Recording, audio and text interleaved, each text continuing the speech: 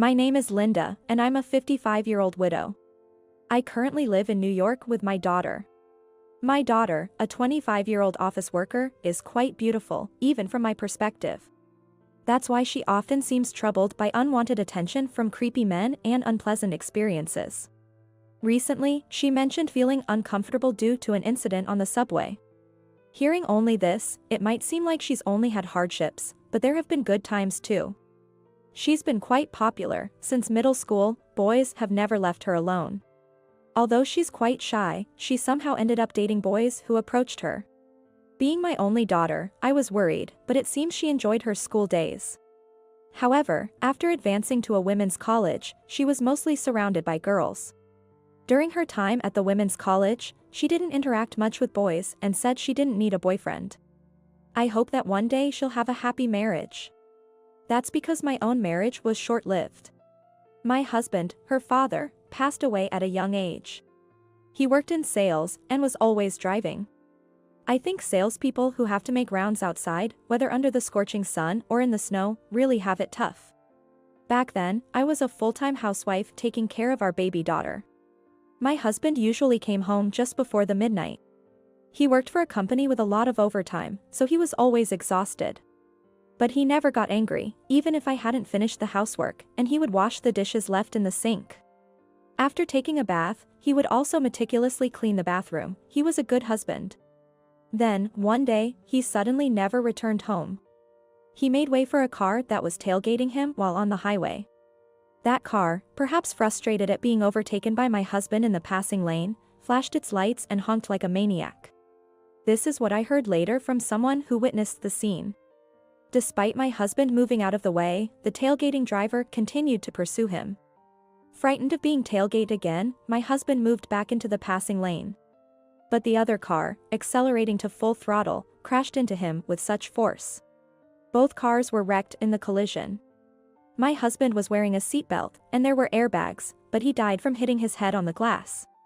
Furthermore, flames broke out, and the surrounding area turned into a sea of fire.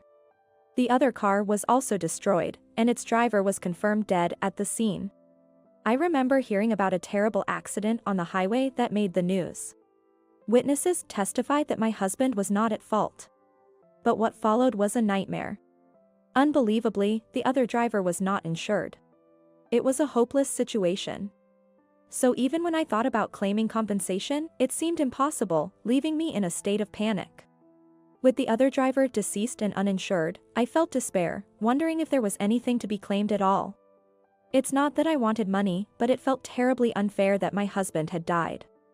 I thought about taking legal action, but people around me made heartless comments. Being young at the time, I was the subject of curiosity and gossip among the neighborhood ladies. Linda, even if you go to court, it's pointless. After all, the other driver is deceased and was a loner, right? You won't get any compensation. So why not just give up? Well, yes, but I understand you're sad about your husband's passing, but you have survivor's benefits and life insurance, right? You'll manage somehow. Do you really need to cling to money? Wait, no, it's not about the money. I just wanted to clear my husband's name. But there's no one to take revenge on, and you can't even do that now. Instead, you need to move forward. You're still young. And you can start over. You're only in your 20s, why not remarry? That would secure your life, right? I can't imagine being with anyone other than my husband. Well, you say that, but you are meant to be supported. Indeed, I was supported. As a homemaker, I was under my husband's care and lived a comfortable life. But I never wanted to leech off a man, nor did I consider finding someone new to support me after that. It's not that I think being a homemaker or remarrying is bad. It's just that it wasn't for me. My husband and I married after a great love affair, so I couldn't possibly think of being with anyone else after he was gone. He was the one I decided to be with till the end, no matter what. Why did he have to leave so soon? And to think, it was due to a tragic accident. After all these hardships, I just want my daughter to be happy. If she could live a long, healthy, and happy life with the husband she loves, that would be enough for me. One day, my daughter came to me with a smile, saying she had something to tell me. It seems her boyfriend proposed to her. I knew she had a boyfriend, but I hadn't met him. I wondered how he proposed. Tyler gave me an engagement ring yesterday. It's from Harry Winston. Look, look. Oh, it's absolutely gorgeous. What does Tyler do for work? He's a salesman at the major A bank. Oh, the famous A bank. He must be a very respectable person. He must have done well in his studies too. Yes, he graduated from K University's law school, so he's really smart. And Tyler's father works in investment banking. His mother is a homemaker. Wow, truly an elite family. That's wonderful. And we were talking yesterday, and we'd like to pay a visit to introduce ourselves. We're planning to go to Tyler's house together. He said he'd like you to come along too, Mom. I'd feel uneasy going alone. Well, if that's the case, I suppose it's fine. Thank you, Mom. Ah, I'll be getting married soon. My daughter was wearing a gorgeous ring and beaming with joy. Then she carefully placed it back in its box, treating it like a treasure. Given it's from such a renowned brand, it must have been incredibly expensive. I'm not very knowledgeable about jewelry, but considering the size of the diamond in the center, I thought it might cost over $10,000. I've seen similar items in fashion magazines I occasionally read, but that's just a guess without any proof. To be able to afford such an extravagant ring, he must be wealthy. Indeed, I've heard that salaries at major banks are incredibly high. Top earners there can easily make about $80,000 at a young age. With the average salary being around $40,000, they're earning double that. Considering his father also works at a major bank, they must be quite wealthy. Then, the day came for my daughter and me to make our visit. Not wanting to overdress, I chose a subdued black dress with a cardigan and a beige handbag. I opted for beige for the bag and shoes to avoid looking too much like I was in mourning, given the predominance of black. My daughter was checking her boyfriend's family home address on her phone. Though he lives alone in a different apartment, his family home seems to be a bit away. Their family home is an apartment, but not just any apartment. It's actually a high-rise luxury condominium.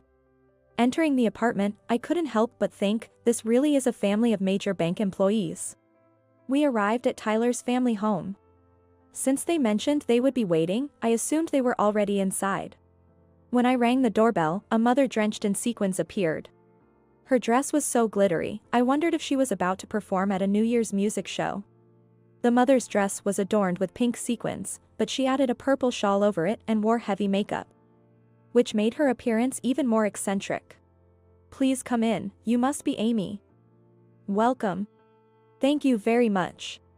Nice to meet you, I'm Linda, her mother. Nice to meet you. Oh my, such a plain outfit you have on. I've never seen such a poor-looking dress. Excuse me? Oh, it's nothing really. I was momentarily stunned by her remark. I couldn't grasp what she was saying and was left speechless. Was she looking down on me? But why should I be looked down upon? I've never met her before, so there was no reason for her to belittle me. I decided it must have been a misunderstanding. Perhaps she's just the type to speak her mind without thinking. Still, I had to remind myself that while it might be a bit troubling, she probably meant no harm. The interior was impressive, with the living room alone being quite spacious. A large sofa was placed in the center of the room, where the father was seated. The father was wearing calm beige trousers and a gray vest. The formal attire worn inside the house might be for the marriage meeting. But I had the impression that such dressing could be part of their usual attire. It seemed like he was accustomed to wearing it, as if it were his regular casual wear. Then, from somewhere, my daughter's boyfriend Tyler arrived. He had the appearance of a fine young man, the epitome of freshness. The mother then kindly suggested that we take a seat on the sofa. The sofa was U-shaped, spacious enough to comfortably accommodate 4 people with room to spare. My daughter and I were seated at one end of the sofa. The mother went to prepare some drinks for us. The mother, who brought us the drinks, greeted us with a smile. Although her smile appeared malicious earlier, this time it was very friendly. I decided to chalk it up to my misunderstanding. It would be rude to think ill of someone I've just met. I realized my own character flaws. However, it turned out to be a misunderstanding indeed. Because as the marriage meeting commenced, my daughter and I were about to experience something incredibly unpleasant. Tyler, the boyfriend, sat between his parents, and the marriage meeting began. There was a brief greeting from him, but I felt a bit uneasy because there was no statement like, "I will cherish your daughter," directed towards me. Perhaps he avoided it because there was no father to address. Indeed, since our family is without a husband, it's impossible to address my daughter's father, who was my husband. After all, he has already passed away. However, I thought it would be appropriate for him to at least assure me, the mother, that he would cherish and ensure the happiness of my daughter. Maybe he was just too nervous to remember his lines. Despite the grand ring he gave, I couldn't help but feel a bit disappointed. Then it was our turn to speak. First, my daughter introduced herself. "I'm Amy, and I'm in a relationship with Tyler. We've gotten engaged. He proposed, and I also wish to marry him. Please give us your blessing and accept our marriage." "Well, yes, but, you see, Amy, it's just that. I hate to say it, but it's because you come from a rough background." I was taken aback, doubting my ears for a moment. They suddenly started criticizing my daughter, saying she was poorly raised. I've always believed I raised her well, facing her directly no matter how busy I was. And she grew up straight and true, never going astray. Losing her father at a young age must have been tough on her. Yet, she never complained to me about such hardships. I wondered why they would make such remarks, and then the father made an even more unbelievable statement. "So, it seems you come from a single-parent family, but what does your mother do for work? Is it what I think it is? Given it's a single-parent household, perhaps picking up trash? Well, janitorial work seems fitting for singles, doesn't it? Single mothers can only do so much, after all." Well, that's... Or maybe you're a factory worker. Doing monotonous tasks and wasting your days away, surely? Perhaps just assembling parts in a factory, right? That's so different from us. Tyler and I are elite bankers at a major bank. Indeed, dear. With both you and Tyler being bankers at a renowned bank. It just wouldn't do if the bride comes from a single-parent family and her mother is a trash collector. It wouldn't be a good match at all. Right, that's what I thought. You're stuck in a menial job, aren't you? Well, it can't be helped. People from single-parent families usually lack education and are, frankly, not very bright, so they end up in low-end jobs, don't they? Oh, how distressing. The only reason I'm able to be a stay-at-home spouse is because I attended a prestigious college, worked in an administrative role at a bank, and then met my husband. I have nothing to complain about with my husband and son, who are both outstanding. However, I'm troubled by the imbalance when the woman our son is marrying comes from a single-parent household, and her mother works in waste management. I feel it's an unfair stigma, and I worry it reflects on us. Oh, how dreadful. The mother pinched her nose, making a gesture as if to suggest that I smelled bad. I always maintain cleanliness and certainly do not have an odor. I was so frustrated when I heard that out of the blue, so I decided to talk back. Actually, I'm not a garbage collector. I'm a lawyer. What? Really? A lawyer, you say? Yes, a lawyer. I'm the managing partner at Sunflower General Law Office. That's the place with the advertisement, right? The Sunflower General Law firm that's expanded nationwide. Yes, it started as a small office, but as we attracted many talented lawyers, it grew to its current size. Thanks to that, I'm incredibly busy and the firm is very profitable. Would you like to know the annual revenue? Well, to make it simpler, I'll just tell you about my take-home pay. It's roughly $1 million. $1 million? What are you saying? But, you come from a single-parent family. And Tyler told me you were only a high school graduate. It's impossible for someone who hasn't been to university to become a lawyer. Please, don't lie. You really are lying, aren't you? Without studying in a law faculty, you wouldn't have the necessary legal knowledge, even for the old bar exam. You're trying to deceive us with such lies, but it's pointless. Are you targeting our wealth? Because we're wealthy. You must be trying to ingratiate yourself with us.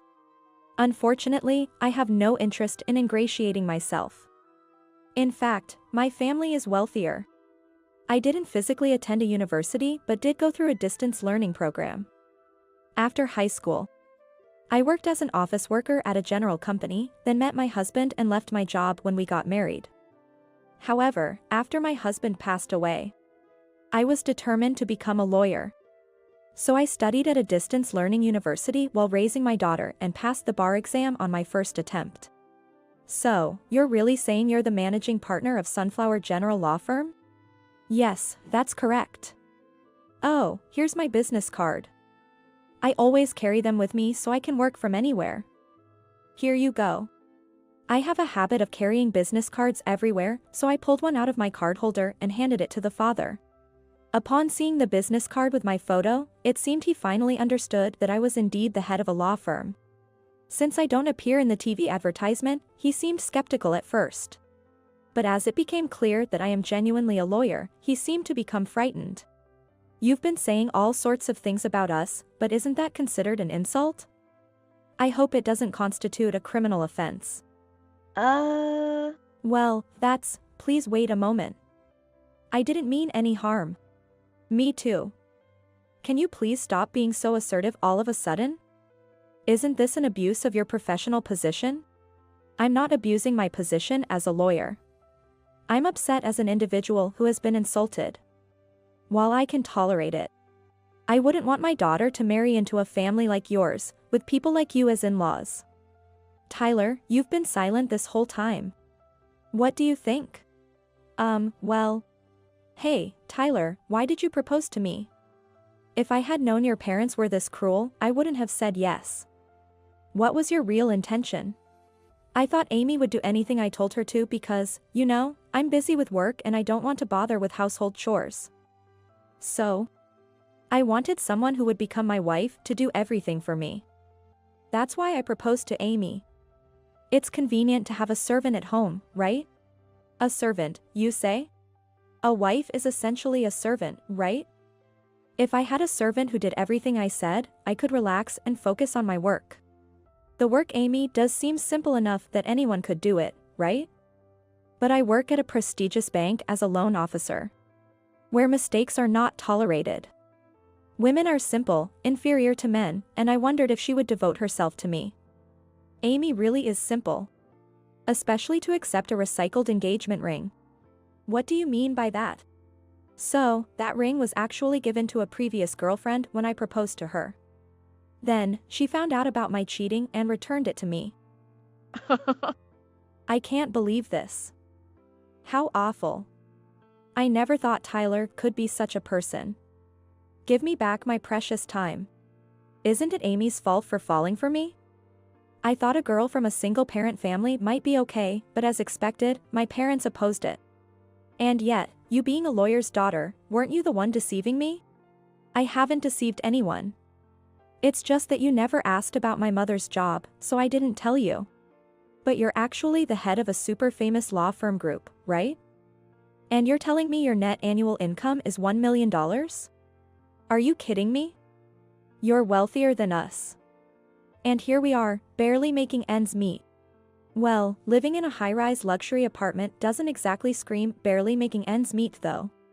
Our rent is $5,000, and my mother shops at expensive stores, putting us nearly in debt. I thought your salary could help. You work at a decent company, right? Your salary must be over $2,000. Were you planning to use all of my salary for your lavish lifestyle? Oh, how despicable. I was foolish to have fallen for such a man. Let's go home. Mom. Indeed, it's best to call off the marriage with such a person. There's no further need for us to stay, it's a waste of time being here. Please wait a moment. We'd be in trouble if we let someone with a net income of $1 million slip away. Please, let Amy marry my son. Is that so? I couldn't help but let my voice sound strange due to the sheer nonsense of it all. Realizing that Tyler was a terrible man, I decided to leave immediately, but it seems his father was dazzled by my annual income. Initially, he looked down on us because we were a single-parent family, but the moment he found out about my good income, he completely changed his tune. And then he had the audacity to suggest my daughter marry his foolish son. I thought to myself, I'm not that foolish. Why on earth do I have to deal with this family? Marriage is a union between two families, so if my daughter married Tyler, I would have to interact with them as relatives. Dealing with this insane family could potentially destroy my own sanity. I couldn't make sense of anything they were saying and decided to ignore the father and leave with my daughter. But the mother grabbed my sleeve and wouldn't let go. Her face was desperate, and no offense, but it reminded me of an evil witch. Chasing after me while huffing and puffing, and grabbing at my sleeve, she was far more terrifying than any horror movie I've seen. She must think of me as a walking bag of money, or an ATM. I won't let you leave.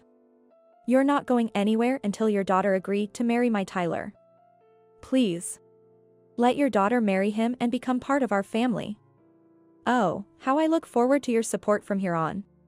I never intended to offer support, and I'd like to drop the marriage talk, okay? Right, Amy? We're done with this family, aren't we? Yes, marrying into this family would drive anyone insane. I'll start a new romance instead. Goodbye.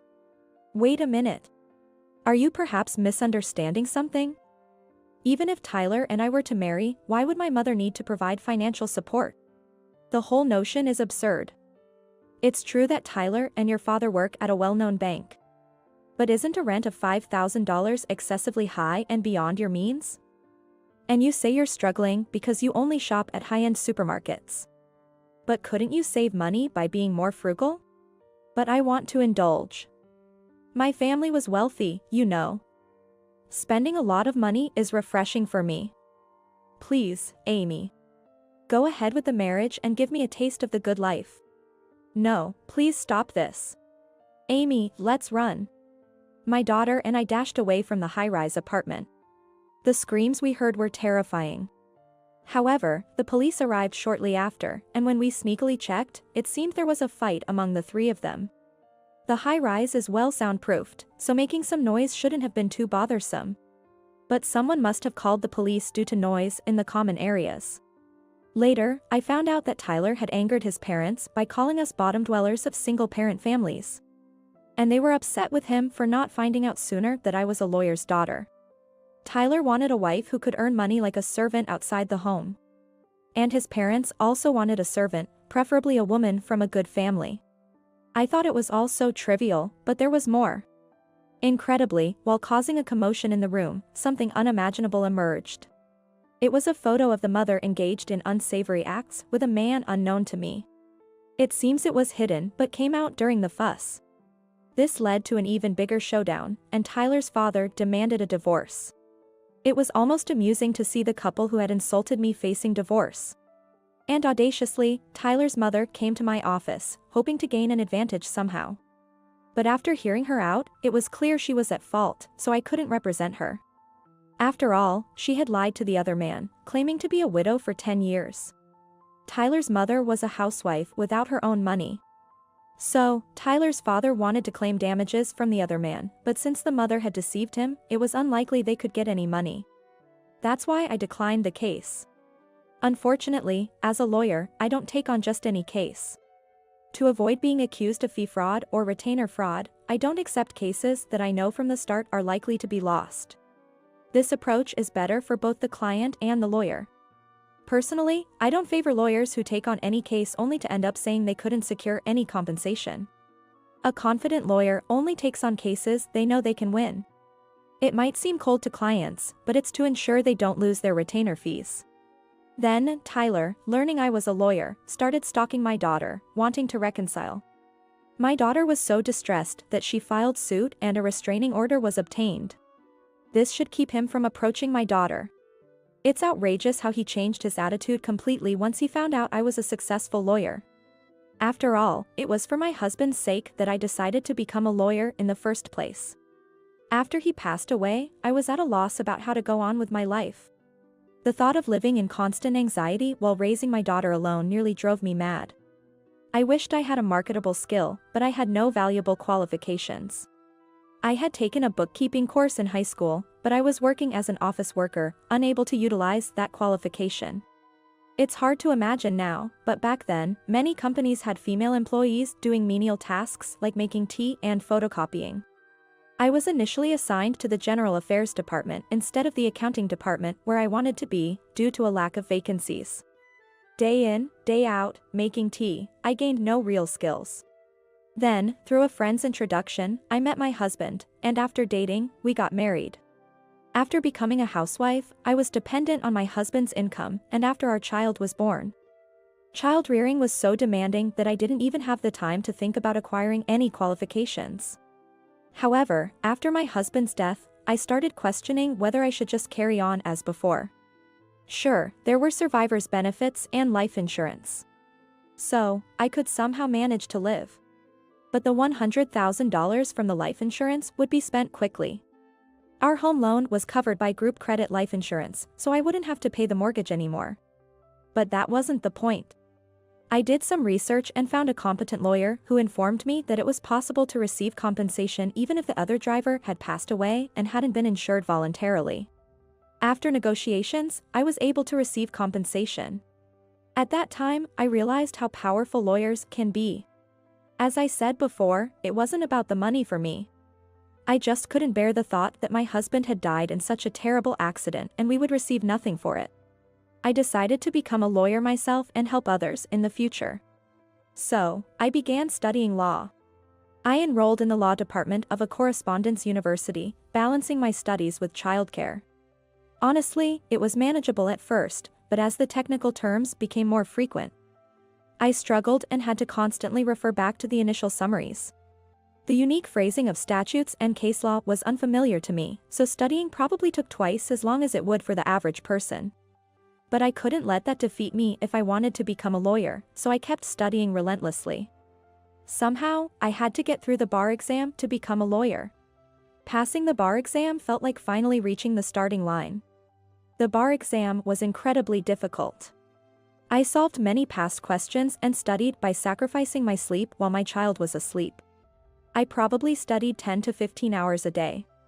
So, I don't have any memories of taking my daughter, who was still a baby or toddler at the time, out anywhere. Looking back, I feel I was unfair to her. Thanks to my intense studying, I managed to pass the bar exam. After completing my legal training, I started working as a lawyer at a law firm. It was tough working every day while putting my daughter in daycare, but it was rewarding. Eventually, I decided to specialize and opened my own office. Based on my experience, I thought a law firm specializing in traffic accidents would be a good idea. With the increase in working women, various issues arose, so I also decided to offer consultations for women. Although social insurance labor consultants are knowledgeable about labor issues, lawyers come into play when it goes to court.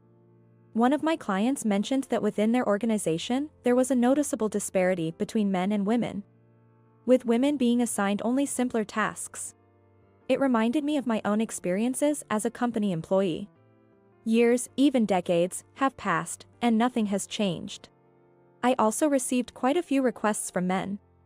The term toxic workplace has been around for a while now, but rather than decreasing, such workplaces seem to be on the rise. I've heard from men who feel like they're on the brink of a mental breakdown due to harsh working conditions. While reflecting on how everyone is striving hard to survive, I worked for my client. That's why my office specializes in traffic accidents and labor disputes. I'm also able to draw on my own experiences from my time as a company employee. More importantly, having lost my husband, I understand the feelings of families affected by traffic accidents and the complexity of the procedures involved, which has earned the trust of the victims I represent. Even as a single mother, I've made my own efforts. And I have indeed achieved results.